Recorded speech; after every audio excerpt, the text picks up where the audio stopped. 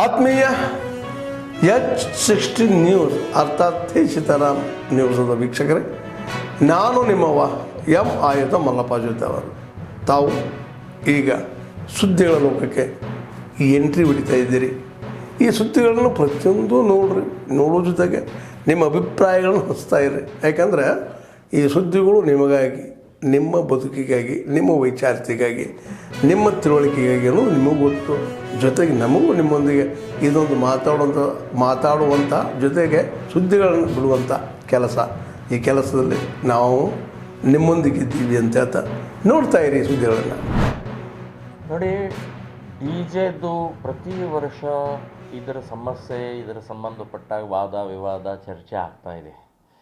ಎಲ್ಲಿವರೆಗೆ ಸುಪ್ರೀಂ ಕೋರ್ಟಿನ ಆರ್ಡರ್ ಮೂಲಕ ಮಸೀದಿಯ ಮೈಕಿನ ಸಂಬಂಧಪಟ್ಟ ಹಾಗೆ ನಿಲ್ಲಿಸೋಲ್ವೋ ಅಲ್ಲಿವರೆಗೆ ಡಿ ಜೆಯ ನಿರಂತರ ಇದು ನಡೀತಾ ಇರುತ್ತೆ. ಸೊ ನಾವು ನಮಗೆ ಮಾತ್ರ ಹಿಂದೂಗಳ ದೇವಸ್ಥಾನದ ಹಿಂದೂಗಳ ಹಬ್ಬದಲ್ಲಿ ಮಾತ್ರ ಸುಪ್ರೀಂ ಕೋರ್ಟು ಡಿ ಜೆ ನೆನಪಾಗುತ್ತೆ. ಇಸ್ಲಾಮಿನ ಕಾರ್ಯಕ್ರಮಗಳು, ಇಸ್ಲಾಮಿನ ಮಸೀದಿಯ ಮೇಲೆ ಆಗ್ತಾ ಇರುವಂಥ 5 ಬಾರಿ ನಮಾಜ್ ಆಗ್ತಾ ಇರುವಂಥ ಸುಪ್ರೀಂ ಕೋರ್ಟ್ ಹೇಳಿದ್ದನ್ನು ಪಾಲಿಸ್ತಾ ಇಲ್ಲ. ಅದನ್ನು ಅವರ ಹದ್ದು ಬಸ್ನಲ್ಲಿ ತರದೇ ಇದ್ದರೆ ನಮ್ಮ ಹಬ್ಬಗಳಲ್ಲಿ ಹದ್ದು ಬಸ್ನಲ್ಲಿ ತರುವಂಥ ಪ್ರಕ್ರಿಯೆ ಸಾಧ್ಯ ಇಲ್ಲ. ನಾವು 10 ಗಂಟೆ ಅಲ್ಲ 12 ಗಂಟೆವರೆಗೂ ಕೂಡ ನಾವು ಇದನ್ನು ಹಬ್ಬದ ಆಚರಣೆಯನ್ನು ಮಾಡೋರು ಶಾಂತ ರೀತಿಯಿಂದ ಮಾಡ್ತೀವಿ. ಅಷ್ಟೇ ಅಲ್ಲ, ಸರ್ಕಾರದ ಎಲ್ಲ ಕಾರ್ಯಕ್ರಮಗಳು, ಹಂಪಿ ಉತ್ಸವ ಇರ್ಬೋದು, ರಾಣಿ ಚೆನ್ನಮ್ಮನ ಉತ್ಸವ ಇರ್ಬೋದು, ಈಗ ಅನೇಕ ಉತ್ಸವಗಳು ಸರ್ಕಾರದಿಂದ ನಡೆಯುವಂಥ ಕಾರ್ಯಕ್ರಮ ರಾತ್ರಿ 10 ಗಂಟೆ ನಂತರನೇ ಸಾಂಸ್ಕೃತಿಕ ಕಾರ್ಯಕ್ರಮ ಆಗ್ತವೆ. ಮೈಕ್ ಇರುತ್ತೆ, ಹಾಡುಗಳಿರ್ತವೆ, ಡಿ ಜೆ ಇರುತ್ತೆ, ಎಲ್ಲ ಇರುತ್ತೆ. ಅವಾಗೇನೂ ಸಂಬಂಧ ಬಿಡೋದು. ನಮ್ಮ ಹಿಂದೂ ಹಬ್ಬಗಳು ಮಾತ್ರ ಕಂಡೀಷನ್ ಹಾಕುವಂಥದ್ದು ಸರ್ಕಾರದ ನೀತಿ. ಇದು ಹಿಂದೂ ವಿರೋಧಿ ನೀತಿ ಅಂತನ್ನುವಂತ ಹೇಳ್ತೀನಿ. ನಾವು ಇದನ್ನು ಪಾಲಿಸೋಲ್ಲ. ತಾಕತ್ತಿದ್ದರೆ, ನಿಮ್ಮ ತಾಕತ್ತಿದ್ದರೆ ತಡೀರಿ ನೋಡೋಣ ಅಂತನ್ನುವಂಥದ್ದು ಈ ಸಂದರ್ಭದಲ್ಲಿ ನಾನು ಈಗಾಗಲೇ ಇವತ್ತು ಬೆಳಿಗ್ಗೆ 8 ಗಂಟೆಗೆ ನಾವು ಮಾಹಿತಿಯನ್ನು ತೊಗೊಂಡಾಗ ಕೊಯ್ನಾ ಡ್ಯಾಮ್ನಿಂದ ಏನಿದೆ 2100 ಮಾತ್ರ ನೀರು ಬಿಡ್ತಾ ಇದ್ದಾರೆ. ಆಮೇಲೆ ದೂಧಗಂಗಾದಿಂದ 45,500 ಕ್ಯೂಸೆಸ್ ನೀರು ಬರ್ತಾಯಿದೆ. ಅದೇ ರೀತಿ ರಾಜಾಪುರದ ಏನಿದೆ 2,15,000 ಕ್ಯೂಸೆಸ್ ನೀರು ಬರ್ತಾಯಿದೆ. ಹೀಗಾಗಿ ನೀರಿನ ಮಟ್ಟ ಏನಿದೆ ನಿನ್ನೆ ಇರ್ತಕ್ಕಂಥ ಲೆವೆಲಲ್ಲೇ ಇದೆ. ಇವತ್ತೇನೋ ಕಡಿಮೆ ಆಗ್ತದಂತೇಳಿ ಮೇಲ್ಗಡೆಯಿಂದ ನಾವು ಮಾಹಿತಿ ಬಂದಿದೆ. ಆದರೂ ಕೂಡ ಏನಿದೆ ಜನರಿಗೆ ನಾವು ಹೇಳೋದೇನೆಂದರೆ, ಯಾರೂ ನದಿ ಪಾತ್ರದಲ್ಲಿ ಹೋಗಬೇಡ್ರಿ.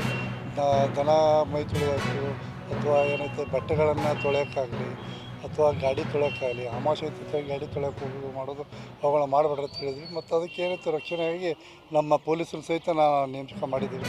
ನಮ್ಮ PS ಅವರು ಇದ್ದಾರೆ, ನಮ್ಮ ಜೊತೆ ನಮ್ಮ ತಹಶೀಲ್ದಾರ್ ಇದ್ದಾರೆ. ಈಗಾಗಲೇ ಯಡೂರು ದೇವಸ್ಥಾನದಲ್ಲಿ ಕೂಡ ನೀರು ಬಂದಿದೆ. ಭಕ್ತಾದಿಗಳು ಇವತ್ತು ಅಮಾವಾಸ್ಯೆ ದೂರ ಕೃಷಿಯಿಂದ ದೇವರ ದರ್ಶನವನ್ನು ಪಡ್ಕೊಂಡು ಹೋಗ್ಬೇಕು ಅಂತೇಳಿ ನಾವು ನಮ್ಮ ತಾಲೂಕು ವತಿಯಿಂದ ಮತ್ತು ನಮ್ಮ ಸಬ್ ಡಿವಿಷನ್ ವತಿಯಿಂದ ನಾವು ಕೇಳ್ಕೊತಾ ಇದ್ದೀವಿ. ಅದೇ ರೀತಿಯಾಗಿ ನಮ್ಮ ಸಬ್ ಡಿವಿಷನ್ದಲ್ಲಿ 9 ಬ್ರಿಡ್ಜ್ಗಳು ಬಂದಾಗಿದ್ದಾವೆ. ಅದು ರಸ್ತೆಗಳು ಅವಕ್ಕೇನಿದೆ ಆಲ್ಟರ್ನೇಟಿವ್ ವ್ಯವಸ್ಥೆಗಳನ್ನು ಕೂಡ ನಾವು ಮಾಡಿದ್ದೀವಿ. ನಮ್ಮ ನಿಪ್ಪಾಣಿಯಲ್ಲಿ 5 ಬ್ರಿಡ್ಜ್ಗಳಾಯಿತು. ಆಮೇಲೆ ನಮ್ಮ ಇದರಲ್ಲಿ ಚಿಕ್ಕೋಡಿಯಲ್ಲಿ 3 ಬ್ರಿಡ್ಜ್ಗಳಾಯಿತು. ಆಮೇಲೆ ರಾಯಭಾಗದಲ್ಲಿ 1, ಆಮೇಲೆ ಹತ್ತಿಣಿಯಲ್ಲಿ 1, ಹೀಗೆ 9 ರೋಡ್ಗಳೆಲ್ಲ ಬಂದಾಗಿದೆ. ಆಲ್ಟರ್ನೇಟಿವ್ ವ್ಯವಸ್ಥೆ ಮಾಡಿದ್ವಿ. ಅದರಲ್ಲೂ ಕೂಡ ಒಂದು ಕುಸನಾಳ ಮತ್ತು ಉಗಾರಕ್ಕೆ BKಗೆ ಹೋಗ್ತಕ್ಕಂಥ ರಸ್ತೆ ನಡುವೆ ನೀರು ಬಂದಿರೋದ್ರಿಂದ ಅಲ್ಲಿ ಕೂಡ ನಾವು ಬ್ಯಾರಿಕೇಡಿಂಗ್ ವ್ಯವಸ್ಥೆ ಮಾಡಿದ್ವಿ. ಪೊಲೀಸರನ್ನು ನೇಮಕ ಮಾಡಿದ್ವಿ. ಆದರೆ ಏನೈತೆ ಅವರೆಲ್ಲರೂ ಬರ್ಬೇಕಾದ್ರೆ ಸ್ವಲ್ಪ ದೂರ ಆಕತಿ. ಶಿರಗುಪ್ಪಿ ಮೇಲಿಂದ ಹೋಗ್ಬೇಕಾಗುತ್ತೆ. ಒಂದು 2-3 ದಿವಸ ನೀವು ಅಡ್ಜಸ್ಟ್ ಮಾಡ್ಕೊಳ್ಳುತ್ತೆ ಜನರು ನಾವು ಕೇಳ್ಕೊಂಡಿದ್ವಿ. ನಮ್ಮ ತಹಶೀಲ್ದಾರ್ ಸಹಿತ ಏನೈತಿ ಅಲ್ಲಿ ಭೇಟಿ ಕೊಟ್ಟು ಕಿಸಿಂದ ಎಲ್ಲ ವಿಚಾರಣೆ ಮಾಡ್ತಾಯಿದ್ದಾರೆ. ಉಪವಿಭಾಗದಲ್ಲಿ ಈಗಾಗಲೇ ನಮ್ಮಲ್ಲಿ ಹುಲುಗಬಾಳೆ ಮತ್ತು ಸಪ್ತಸಾಗರ ತೀರ್ಥ 3 ಕೂಡಿಕೊಂಡು ನಮ್ಮಲ್ಲಿ 150 ಕುಟುಂಬಗಳಲ್ಲಿ ಇದು ಆಗಿದ್ದಾವೆ. ಅವರ ಸಂಬಂಧಿಕರ ಮನೆಗಳಿಗೆ ಹೋಗಿದ್ದಾರೆ. ಕೆಲವು ಏನಿದೆ ಕೃಷ್ಣ ಕಿತ್ತೂರು ಸಮೀಪದಲ್ಲಿ ಇರ್ತಕ್ಕಂಥ ಶುಗರ್ ಫ್ಯಾಕ್ಟ್ರಿಯಲ್ಲಿ ಇರ್ತಕ್ಕಂಥ ಏನೋ ನಮ್ಮ ಗ್ರೌಂಡ್ ಇದೆ, ಅಲ್ಲಿ ಸಹಿತ ಅವರು ಟ್ಯಾಕ್ಟ್ರಿ ಕೆಳಗಡೆ ಇಟ್ಕೊಳ್ಳುವಂಥ ವ್ಯವಸ್ಥೆ ಮಾಡಿದ್ದಾರೆ. ಅವ್ರಿಗೆ ಊಟದ ವ್ಯವಸ್ಥೆಯನ್ನು ಕೂಡ ನಾವು ಮಾಡಿದ್ದೀವಿ. ನಿನ್ನೆ ಏನಿದೆ ನಮ್ಮ ಕೆಲವು ಸಂಘ ಸಂಸ್ಥೆಗಳಿಂದ ನಾವು ಊಟವನ್ನು ಪ್ರಿಪೇರ್ ಮಾಡಿಕೊಂಡು ಹುಲುಗಬಾಳೆಯಲ್ಲಿ ಏನೈತಿ ಧರೂರು ರೋಡ್ನಲ್ಲಿ ಇರ್ತಕ್ಕಂಥ ಕೆಲವೊಂದು ರಿಹ್ಯಾಬಿಲಿಟೇಷನ್ ಸೆಂಟರ್ಗಳಿಗೆ ನಾವು ಕಳಿಸಿದ್ದೀವಿ. ಆಮೇಲೆ ಅವ್ರಿಗೆ ಫಾಡ್ರ್ ವ್ಯವಸ್ಥೆಯನ್ನು ಕೂಡ ನಾನು ಮಾಡ್ತಾಯಿದ್ದೀನಿ. ಅಲ್ಲಿ ಇರ್ತಕ್ಕಂಥ ದನಕರುಗಳಿಗೆ ಯಾವುದೇ ರೀತಿಯಿಂದ ಕಣಿಕೆ ಆಯಿತು ಬಾಡಿ ಆಯಿತು ಯಾವುದೂ ಕಡಿಮೆ ಆಗಬಾರ್ದು ಅನ್ನೋದಕ್ಕೆ ನಮ್ಮ ವೆಟ್ರನರಿ ಡಾಕ್ಟ್ರಿಗೆ ಕೂಡ ನಾನು ಇನ್ಸ್ಟ್ರಕ್ಷನ್ ಕೊಟ್ಟಿದ್ದೀನಿ. ಮತ್ತು ಇನ್ನೂ ಹೆಚ್ಚಿನ ಪ್ರಮಾಣದಲ್ಲಿ ಏನಾದರೂ ಜನ ಬರ್ತಾಯಿದ್ರು ಅಂತಂದರೆ ಪೂರ್ತಿ ಒಂದು ಪರಿಹಾರ ಕೇಂದ್ರವನ್ನು ನಮ್ಮಲ್ಲಿ ತಯಾರು ಮಾಡಿ ಅಲ್ಲೇ ನಿಂತು ಅವ್ರಿಗೆ ವ್ಯವಸ್ಥೆ ಮಾಡಿ ಅಂತ ಹೇಳಿದ್ವಿ ನಾವು.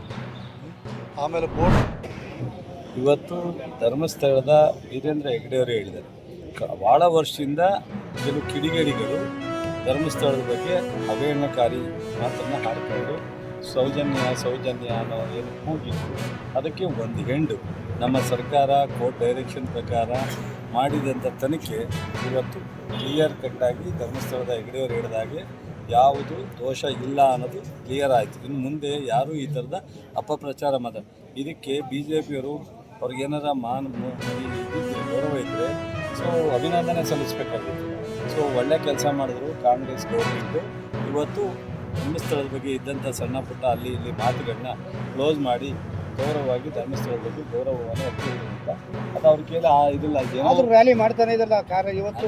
ಅದೇನಾಗುತ್ತೆ, ಅವ್ರ ತಪ್ಪನ್ನು ಮುಚ್ಚಿಡ್ಲಿಕ್ಕೆ ಯಾಕೆ ಅವ್ರ ಕಾಲದಲ್ಲಿ ಮಾಡಬಾರ್ದಾಯ್ತು, ಒಂದು ತನಿಖೆ ಮಾಡಿಬಿಟ್ಟು ಕ್ಲೋಸ್ ಮಾಡ್ಬೋದಾಯ್ತಲ್ಲ, ಏನೂ ಇಲ್ಲ ಅಂತ. ಈಗ ಭಾಳಷ್ಟು ಚರ್ಚೆ ಆದಮೇಲೆ BJP ಅಧಿಕಾರ ಇದ್ದಾಗ ಧರ್ಮಸ್ಥಳದ ಒಂದು ಇಡೀ ಕರ್ನಾಟಕದಲ್ಲಿ ಅತ್ಯಂತ ಪವಿತ್ರವಾದಂಥ ಸ್ಥಳ ಶಿವನ ಕೇಂದ್ರ, ಅಲ್ಲಿ ಈ ಥರದ್ದೆಲ್ಲ ಕೂಗು ಬಂದಾಗ ಇವ್ರ ಕಾಲದಲ್ಲಿ ಅದನ್ನು ಒಂದು ಹಂತಕ್ಕೆ ಕ್ಲೋಸ್ ಮಾಡ್ಬೋದಾಯ್ತಲ್ಲ. ಅವಾಗ ಇಷ್ಟು ಬಂದಿರಲಿಲ್ಲ ಸ್ವಾಮಿ, ಈಗ ನಿಮ್ಮ ಸರ್ಕಾರ ಅದಕ್ಕೆ ನಾವು ಮಾಡಿದ್ದು ಕ್ಲೋಸಾ. ಈಗ ತಪ್ಪು ಯಾರು ತಪ್ಪು ಮಾಡಿದ್ದಾರೆ ಅಂತ ಅವ್ರು ಕಂಡುಹಿಡಿದು ಅವ್ರ ಮೇಲೆ ಕ್ರಮ ತಗೊಳ್ತಕ್ಕಂಥ, ಈಗ ತಗೊಳ್ಳಿ ಕ್ರಮ ಅಂತಾರಲ್ಲ ಅಶೋಕು, ಈಗ ಕ್ರಮ ತಗೊಳ್ಳಿ ಇದ್ದ. ಅವರ ಮುಖ್ಯಮಂತ್ರಿ ಆಗಿದ್ದಾಗ ಅವರು ಉಪಮುಖ್ಯಮಂತ್ರಿ ಯಾಕೆ ಗೃಹ ಮಂತ್ರಿ ಇದ್ದಾಗ ಯಾಕೆ ಕ್ರಮ ತಗೊಳ್ಳಿರುತ್ತೆ ಅಶೋಕನ? ಈ ಕೆಲಸ ಮಾಡೋಕ್ಕೆ ಬದ್ಧತೆ ಬೇಕು. ಧರ್ಮ ಅವ್ರದ್ದಲ್ಲ, ಅವ್ರ ರಾಜಕಾರಣ. ನಾವು ರಾಜಕಾರಣ ಮಾಡಲ್ಲ, ಧರ್ಮನ ಮಾಡ್ತೀವಿ. ನ್ಯಾಯ ಆ ಕಳಂಕವನ್ನು ನಿವಾರಣೆ ಮಾಡಬೇಕಾದ್ರೆ ತನಿಖೆ ನಡೀಲೇಬೇಕಲ್ವ? ನೀವೆಲ್ಲ ಗಮನಿಸಿದ್ದೀರಿ, ಅವರೆಲ್ಲ ಏನು ಹೇಳಿದ್ರು. ಅವರು ನಾನೇ ಮಾಡಿದ್ದೀನಿ ಅಂತ ಹೇಳಿದ್ಮೇಲೆ ಅದು ತನಿಖೆ ಮಾಡಬೇಕೋ ಬೇಡ? ಒಬ್ಬ ಜುಡಿಷಿಯಲ್ ಮ್ಯಾಜಿಸ್ಟ್ರೇಟ್ ಹತ್ರ ನಿಂತ್ಕೊಂಡು ನಾನೇ ಮಾಡಿದ್ದೀನಿ, ನಾನು ಕೈಯಾರೆ ಮಾಡಿದ್ದೀನಿ, ನಾನು ಕಣ್ಣಿಂದನೇ ಮಾಡಿದ್ದೀನಿ, ಇದಕ್ಕೆ ನಾನೇ ಸಾಕ್ಷಿ, 106 ಕೊಲೆ ಆಗಿದೆ ಅಂತ ಹೇಳಿದ್ಮೇಲೆ ಆ ಧರ್ಮಸ್ಥಳದ ಪವಿತ್ರತೆ ನಾವು ಕಾಪಾಡಬೇಕಾದ ನಮ್ಮ ಧರ್ಮನೋ ಬೇಡ? ನಮ್ಮ ಧರ್ಮ ಅದು. ಆ ಕಳಂಕ ನಿವಾರಣೆ ಮಾಡಬೇಕಾದ್ರೆ ಆ ಒಂದು ಇದನ್ನು ನಾವು ನಿವಾರಣೆ ಮಾಡಬೇಕಾದ್ರೆ ನಾವು ಅದನ್ನು ತನಿಖೆ ಮಾಡಲೇಬೇಕಾಗುತ್ತೆ. ಸೊ ಅದಕ್ಕೆ ಸೂಕ್ತವಾದಂಥ ಕ್ರಮ ಸರ್ಕಾರ ತಗೊಂಡಿದ್ದು ಕಾಂಗ್ರೆಸ್ ಪಕ್ಷ, ಮಾನ್ಯ ಮುಖ್ಯಮಂತ್ರಿಗಳು ಮತ್ತು ಗೃಹ ಮಂತ್ರಿಗಳು ಭಾಳ ದೀರ್ಘವಾಗಿ ಆಲೋಚನೆ ಮಾಡಿ SIT ರಚನೆ ಮಾಡಿ ತನಿಖೆಯನ್ನು ಮಾಡಿಸಿದ್ದಾರೆ. ಇದರಲ್ಲಿ ಏನೂ ಉರುಳಿಲ್ಲ ಅಂತ ಹೇಳಿದ್ಮೇಲೆ ಅದು ಕಾಪಾಡಬೇಕಾಗ್ತದೆ. ನಾವು ತನಿಖೆ ಮಾಡಿದೆ ಅದನ್ನು ಕಳಂಕ ತೆಗೆಯೋದು ಹಂಗೆ, ಆ ಕಳಂಕ ಹಂಗೆ ಉಳ್ಕೊಳ್ಳೋಕ್ಕಲ್ಲ. ಯಾರು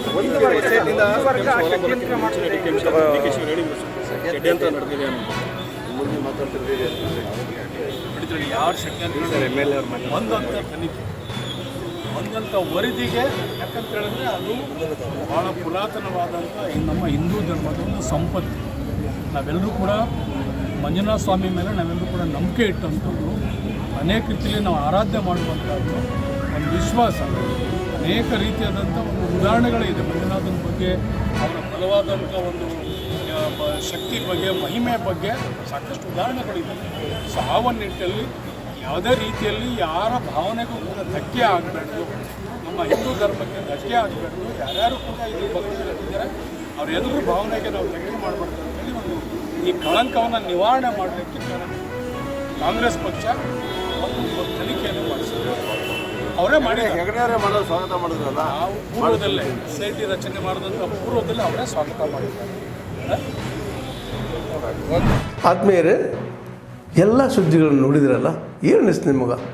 ಇದರಲ್ಲೇ ನಿಮ್ಗೆ ಲೈಕ್ ಆಗಿರ್ಬೋದು, ಡಿಸ್ಲೈಕು ಆಗಿರ್ಬೋದು, ಕಾಮೆಂಟ್ ಬೇಡಪ್ಪ ಅಂತೂ ಅನಿಸಿರ್ಬೋದು, ಕಾಮೆಂಟ್ ಮಾಡಬೇಕಪ್ಪ ಅನಿಸಿರ್ಬೋದು, ಶೇರ್ ಮಾಡಬಾರ್ದಪ್ಪ ಅನಿಸಿರ್ಬೋದು, ಅದು ಮಾಡಬೇಕು ಅನಿಸಿರ್ಬೋದು. ಏನಾದರೂ ಆಗಲಿ ಶೇರ್ ಮಾಡ್ತಾಯಿರಿ, ಈ ನ್ಯೂಸ್ಗಳನ್ನ ಹಂಚ್ತಾ ಇರಿ, ಜೊತೆಗೆ ಇದಕ್ಕೆ ಸಬ್ಸ್ಕ್ರೈಬ್ ಆಗ್ತಾಯಿರಿ ಅಂತ ಹೇಳ್ತಾ H16 ನ್ಯೂಸ್ ಅರ್ಥಾತ್ ಹೇ ಸೀತಾರಾಮ್, ಇದು ಸತ್ಯದ ಕೈಗೆ ನಡಿ. ವಂದನೆಗಳು.